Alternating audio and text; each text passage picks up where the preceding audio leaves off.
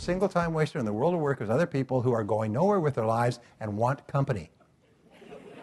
And they see you standing there, hey, come on, come with me, let's waste our lives together. And you get up close to them, the boss looks over there, and they see that person who they know is a wastrel, and they see you standing next to them, and they know the birds of a feather flock together, and so they, for instance, sabotages your career as well.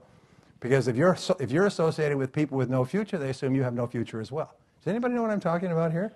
One of the first things you do is you get away from the time wasters. Person says, hey, you got a minute to talk? Yeah, but not right now. Right now I've got to get back to work. Why don't you go down the hall and ruin his career? Don't waste any time thinking, how can I get caught up?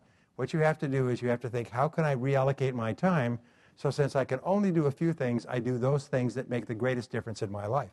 And this brings us to using the 80-20 rule on everything. We say use the 80-20 rule on everything is just keep asking yourself, what are the 20% of activities that account for 80% of the value? The 80-20 rule, it's a Pareto principle, says that if you have a list of 10 things to do in the course of a day, 2 of those things are more valuable than all the others put together. Those are the ones on which you start. You can get to the others later, but you start on those 2 things. Are you looking at the ramifications that take place from developing a single skill that takes a person from the bottom to the top of their income category? I mean, it's scary, and those skills are all around you, and they're all learnable skills. This is what is so exciting. They're all learnable skills. And if you can identify the skill, and time management is the core skill. If you can manage time management, I've told you about people who increase their incomes by hundreds of % by simply mastering time management. So, and wonderfully enough, it's a skill.